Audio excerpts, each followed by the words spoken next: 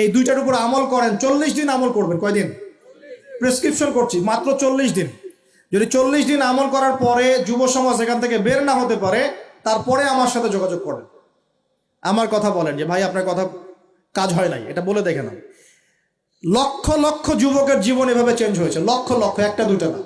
ইনশাল্লাহ আপনারটাও হবে ইনশাল্লাহ। প্রিয় যুবক ভাই, আপনার সলিউশন এই বেকারত্ব, মাদক, মেয়ের প্রতি আসক্তি, হ্যাঁ, হতাশা, চাকরি না পাওয়া, এই যে ব্যাপারগুলো, পারিবারিক চাপ, হ্যাঁ, তারপরে আপনি মাঝে মাঝে হয়তো একটু এগ্রেসিভলি একটু গুন্ডাগার্দি করছেন, নাউজুবিল্লাহ, এই যে প্রবলেমসগুলা, এগুলো সলভ আপনাকে দুটো জিনিস করবে। এক, আপনি জাস্ট 5টা ওয়াক্ত নামাজ জামাতে পড়ার চেষ্টা করুন। একটা 5 ওয়াক্ত মানে 5 ওয়াক্তই, মানে আপনাকে ফজরে উঠতে হবে, এশার নামাজও পড়তে হবে। ফজরে উঠতে হলে যদি আপনাকে সারা রাত জেগে থাকতে হয় তাহলে জেগে থাকবেন, যদি আর্লি ঘুমাতে হয় তাহলে আর্লি ঘুমাবেন। দুইটা সলিউশন। মানে এখন তো অনেকেই রাত চলে যায় 3টা, 3:30, 4টা পর্যন্ত জেগে থাকে, কারণ এখন তো দিন রাত হয়ে গেছে, রাত দিন হয়ে গেছে, তাই না? এটা ক্ষেত্র বিশেষে জায়েজ হতে পারে, কিন্তু সবসময় এটা করা যাবে না। যেমন রমজান মাস, দেখা যায় রাতের বেলা অনেকে ইবাদত করে না, একবারে ফজরের নামাজ পড়ে হয়তো জিকির আজকার তেলাওয়াত করে মানুষ ঘুমায়, এটা আলাদা বিষয়, কিন্তু সারা জীবন তো এই কাজটা করা যাবে না, যাবে তো আর্লি ঘুমানোর চেষ্টা করা ভালো। যদি না পারেন, যদি আপনার রাত জাগতেই হয়, তাহলে ফজরের নামাজটা পড়ে অ্যাটলিস্ট ঘুমাবেন, ঠিক আছে? 1 নাম্বার, 5 ওয়াক্ত নামাজ জামাতে। যদি জামাত না পান বাসায়, যদি জামাত না পান তাহলে পরবর্তীতে কাউকে নিয়ে জামাত করে নেবেন। একবারই পান নাই, ঘুমিয়েছিলেন, কোনো সফরও ছিলেন বা ইত্যাদি, আপনি একা হলেও পড়ে নেবেন। 5 ওয়াক্ত নামাজ ছাড়বেন না, ওয়াদা করেন আজকে 5 ওয়াক্ত নামাজ কেউ ছাড়বেন না, ওয়াদা করেন। আল্লাহ পাক কবুল করুন, বলি আমিন। এই নামাজ, ইন্না সালাতা তানহা আনিল ফাহশাই ওয়াল মুনকার, আল্লাহ পাক নিজে বলেছেন এই নামাজ সমস্ত পাপের কাছ থেকে তোমাকে দূরে রাখবে ইনশাআল্লাহ, ইনশাআল্লাহ। আর একটা কথা মনে রাখবেন, যে এই নবীর শান শওকত নিয়ে আমরা আলোচনা করেছি এবং করতে যাচ্ছি। রাসূলুল্লাহ সাল্লাল্লাহু আলাইহি ওয়াসাল্লাম মুমূর্ষ অবস্থায়, একদম মুমূর্ষ অবস্থায় উম্মতের জন্য যে নসিহতগুলো করেছেন, তার মধ্যে একটা হচ্ছে আসসালাত, আসসালাত ওয়া মা মালাকাত আইমানুকুম, নামাজ, নামাজের ব্যাপারে যত্নবান হয়েও এবং তোমাদের অধীনস্থদের ব্যাপারে যত্নবান হয়েও। এই দুটা কথা। শেষ ওয়ার্ড মানুষ কি বলতে পারে? আপনার বাবা যখন ইন্তেকাল করেছেন, হয়তো শেষ কথা বলেছেন তোর মাকে দেখিস, ঠিক আছে, তোর বোনদেরকে দেখিস, বাবা আমার এই বিষয়গুলো আমি ছেড়ে গেলাম, তুই দেখিস। আচ্ছা, আছে না এমন মা? অনেকে চলে গেছে, মা শেষে বলেছে বাবা ছোট বোনটাকে দেখিস। আপনি লাস্ট কথাকে কত বেশি গুরুত্ব দিয়েছেন? যাদের পিতামাতা চলে গেছে এবং শেষ সময় তারা কাছে থাকার সৌভাগ্য ছিল, তারা কিন্তু বুঝতে পারে শেষ কথার কত গুরুত্ব। গুরুত্ব আছে কি নাই? গুরুত্ব আছে কি নাই? শেষ কথা মানুষ সবচেয়ে কঠিনভাবে মনে রাখে কি না? নবী সাল্লাল্লাহু আলাইহি ওয়াসাল্লাম আমাদের সবার নেতা, আমাদের নবী, আমাদের আদর্শ, আমাদের সবচেয়ে উসওয়াতুল হাসানা, যাকে আল্লাহ পাক এই পুরো রাহমাতুল লিল আলামিন হিসেবে সৃষ্টি করেছেন। উম্মতের সমস্ত কবিরা গুনাহগার মানুষের জন্য সুপারিশ করে আল্লাহর হুকুমে তাদেরকে জান্নাতে নিয়ে যাবে ইনশাআল্লাহ। সবাই যখন নিজেকে নিয়ে ব্যস্ত থাকবে, তিনি তখন উম্মতকে নিয়ে ব্যস্ত থাকবেন ইনশাআল্লাহ। একটা হাদিসে তিনি উম্মতকে ভাইও বলে সম্বোধন করেছেন। কাশ আমি যদি আমার ভাইদেরকে দেখতে পেতাম, হাদিসটা সহিহ, কাশ আমি যদি আমার ভাইদেরকে দেখতে পেতাম। সাহাবীরা বলছেন আমরা কি আপনার ভাই নই? নবীজি বলছেন না, তোমরা আমার সাহাবী। আমার ভাই তারা যারা আমার পরে আসবে, তোমাদের পরে আসবে, আমাকে না দেখেই ঈমান নিয়ে আসবে ইনশাআল্লাহ। এখানে কি আপন ভাই বোঝানো হচ্ছে? সেটা বোঝানো হচ্ছে না, এখানে বোঝানো হচ্ছে কাছের, আমার আত্মার সাথে সম্পর্ক ওদের। আমাকে না দেখেই তারা আমার প্রতি বিশ্বাস করবে ইনশাআল্লাহ। করবে কি না? আমরা কি দেখেছি নবীকে? এই মহান ব্যক্তিত্ব জীবনের শেষের দিকে আমাদেরকে নসিহত করেছেন, আসসালাত আসসালাত, নামাজ ধরে রাখো, নামাজ ধরে রাখো। বসেন। ওয়া মা মালাকাত আইমানুকুম, এবং তোমাদের অধীনস্থদের ব্যাপারে সতর্ক থাকো। অধীনস্থ মানে কি? অধীনস্থ মানে কি বলেন দেখি? আপনার স্ত্রী আপনার অধীনে থাকে? সন্তান সন্ততি অধীনে থাকে? থাকে না? থাকে। কোন কোন ক্ষেত্রে পিতা মাতাও কি আমাদের অধীনে থাকে না? মানে আমরা আর্ন করতে পারি, পিতামাতা আর্ন করতে পারেন, উপার্জন করতে পারে না। পিতামাতাকে চালানো লাগে না আপনাদেরকে অনেক সময়, হয় কি না? অধীনস্থ মানে আপনার আন্ডারে যে মানুষরা আছে, এই মানুষদের ব্যাপারে, তাদের হকের ব্যাপারে সতর্ক থাকবে। কে বলেছেন এটা? আচ্ছা, এখান থেকে নামাজের গুরুত্ব বুঝতে পারলাম কি? যুব সমাজের সলিউশন 1 নাম্বার, 5 ওয়াক্ত নামাজ জামাতে পড়ার চেষ্টা করবেন, আল্লাহ পাক তৌফিক এনায়েত করুন, বলি আমিন। 2 নাম্বারটা হচ্ছে, আমার সামনে একটা কিতাব আছে, কিতাবটার নাম কি? সবাই পড়তে জানি ইনশাআল্লাহ? কারা কারা পড়তে জানেন না অনেস্টলি হাত তোলেন দেখি। জানেন না? আপনারাই জানেন না? আচ্ছা ঠিক আছে, বসেন, শরমের কিছু নাই। যারা জানেন না ওয়াদা করেন যে আগামী রমজান মাসে, এই রমজান মাসের মধ্যেই কোরআন তেলাওয়াত করা শিখবো ইনশাআল্লাহ। বাঙালি একটা আবেগী জাতি, ওই যে বলি ইস্যু পাগল, মাঝে মাঝে ট্রল করে আর মাঝে মাঝে আবেগে ভাসে। আমাকে বলেন দেখি, আল কোরআনের আলো ঘরে ঘরে জালো, এই স্লোগান তুললেই বাংলার জমিনে একদম ইসলাম কায়েম হয়ে যাবে?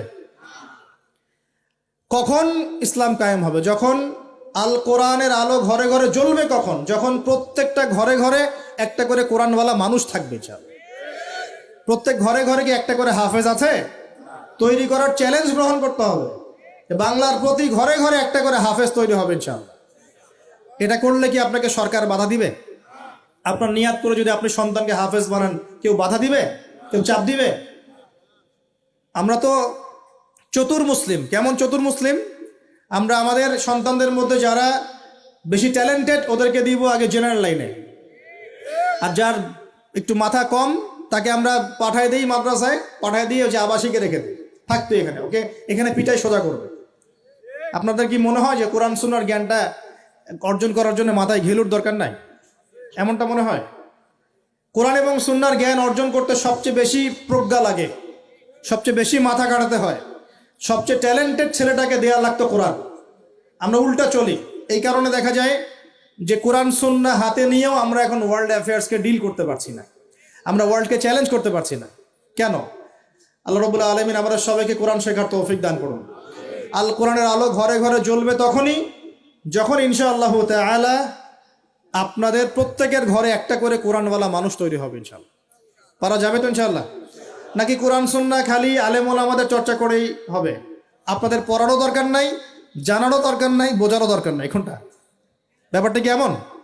কোরআন কি শুধু আল্লাহ পাক আলেমদের জন্য পাঠিয়েছেন, নাকি শুধু মুসলিমদের জন্য পাঠিয়েছেন, না পুরো মানব জাতির জন্য? পুরো মানব জাতির জন্য আল্লাহ কোরআন পাঠিয়েছেন। ওয়াদা করা যাবে ইনশাআল্লাহ? যুব সমাজ ইনশাআল্লাহ আমরা কোরআন তেলাওয়াত তো শিখবই, অর্থ বুঝবো ইনশাআল্লাহ। রাজি আছি ইনশাআল্লাহ? এই রমজান মাসে আল কোরআন 1 খতম দিবেন ইনশাআল্লাহ। প্রত্যেক দিন 1 পারা করে তেলাওয়াত করার চেষ্টা করবেন, আল্লাহ তৌফিক দান করুন বলিয়া। আর যারা আমরা তেলাওয়াত করতে পারি, আমরা চেষ্টা করব আলিফ লাম মিম থেকে একদম মিনাল জিন্নাতি ওয়ান নাস পর্যন্ত অর্থ সহ পড়ার জন্য। পারবো তো ইনশাআল্লাহ? আল্লাহ তৌফিক দান করুন বলি আমিন। যেটা বলছিলাম, আইয়ামে জাহিলিয়াতে এই প্রবলেমসগুলো ছিল, আপনাকে আমি আস্তে আস্তে এখন মেরাজের দিকে নিয়ে যাচ্ছি। আইয়ামে জাহিলিয়াতের প্রবলেমস কি বললাম? 1 নাম্বার কি ছিল ভাই? শিরকের পাপ। 2 নাম্বার বলেন আমার সাথে, রিবা মানে সুদ। 3 নাম্বার মাদক, যেটা আমাদের সমাজে আছে কি নাই? 4 নাম্বার হচ্ছে মেয়েদের অবমাননা। মেয়ে নারী জাতিকে সেখানে খুব একটা মূল্যায়ন করা হতো না। আপনাদের কি মনে হয় এখন খুব মূল্যায়ন করা হয়? এখন খুব মূল্যায়ন করা হয় না? এখন মূল্যায়ন করা হয় ঠিকই, কিন্তু তাদের দেহটাকে কিসে মূল্যায়ন করা হয়? এই দেহটাকেই মূল্যায়ন করা হয়, তাদের ডিগনিটি, তাদের সম্মানকে মূল্যায়ন করা হচ্ছে না। আমরা কত বড় ভণ্ড দেখবেন, নারী অধিকারের কথা বলি কিন্তু পতিতালয়গুলোকে বন্ধ করি নাই। আমরা যদি সত্যি তাদেরকে ভালোবেসে থাকি, তারা যদি আমাদের সমাজের অংশ হয়, আমাদেরই কারো মা, কারো বোন, কারো আত্মীয় হয়ে থাকে, তাহলে আমরা কি আমাদের অর্থ দিয়ে তাদেরকে কর্মসংস্থানের ব্যবস্থা করে দিতে পারতাম না? কয়জন এই কাজটা করেছে? কয়জন এই কাজটা করেছে বা করার হিম্মত দেখাচ্ছে? ওদেরকে রেখেও দিবে, তাদেরকে ভোগও করবে, করে আবার ওদের অধিকারের আন্দোলনও করবে। কত বড় ভণ্ড জাতি চিন্তা করবে। আমরা একটু নিয়াত করতে পারি তো যে আমরা আমাদের অর্থ সম্পদ থেকে, আমরা প্রয়োজনে আমাদের পলিটিক্যাল পাওয়ার কাজে লাগিয়ে, আমাদের এখানে যারা অনেস্ট মেম্বার, চেয়ারম্যান, এমপি সাহেব থাকবেন, তাদের পলিটিক্যাল পাওয়ারটাকে কাজে লাগিয়ে আমরা আমাদের এলাকাগুলোর মধ্যে সমস্ত অনৈতিক কাজগুলো বন্ধ করে দিব ইনশাআল্লাহ। এবং ওই আমরা ভালো কোনো কর্মসংস্থানের ব্যবস্থা করে দিব। দেখবেন কোনোদিনও শেষের ছাই এই পথে পা বাড়াবে না ইনশাআল্লাহ। কোনো মেয়ের কি এই কাজ করতে ভালো লাগে আপনার মনে হয়? কোনো মেয়ে চায় না যে সম্মান বিক্রি করে খেতে হবে, হয়তো পেটের দায়ে বা সামাজিক অন্ধকার জগতে পা বাড়িয়ে দালালের খপ্পরে পড়ে, বা এই যে নারী লিপ্সু কিছু পুরুষ মানুষের খপ্পরে পড়ে এই পথে চলে গেছে। এরা যদি আমাদের আত্মীয় হতো, আমাদের বংশে কেউ হতো, আমাদের কারো মা, কারো বোন, কারো স্ত্রী হতো, তাহলে কি আমরা সমাজে মুখ দেখাতে পারতাম? আমরা কি পশ্চিমা হয়ে গেলাম নাকি? পশ্চিমাদের সমাজে এগুলো জায়েজ। পশ্চিমা সমাজে একটা মানুষ, একটা ছেলে বিয়ের আগে 15-20টা মেয়ের সাথে সেক্স করে, জানেন এগুলা? রিপোর্ট দেখেন, পশ্চিমা সমাজে প্রতি 6 মিনিটে একটা করে মেয়ে ধর্ষিত হয়। ফ্রি মিক্সিং পর্নোগ্রাফি ওখানে জায়েজ। $92 বিলিয়ন ব্যবসা করে এক বছরে তারা পর্ন ইন্ডাস্ট্রির মধ্য দিয়ে। রিসার্চ করে দেখেন, ওদের ওখানে সমকামিতা বৈধ, ছেলে ছেলের সাথে জেনা করতে পারে না। এমনি কি ভূমিকম্প আসে? এইসব পাপের কারণেই তো আসে। আল্লাহর আযাব গজব কি এমনি আসে? এইসব কারণেই তো আসে। আর এই পাপগুলো তো আমরা এখন আমাদের সমাজে এগুলো জায়েজ করে নিচ্ছি, নাউজুবিল্লাহ। ওরা সারা বিশ্বে সুদকে ছড়িয়ে দিয়েছে, ওরা ছড়িয়ে দিয়েছে। সারা বিশ্বে পর্নোগ্রাফি কারা ছড়িয়ে দিয়েছে?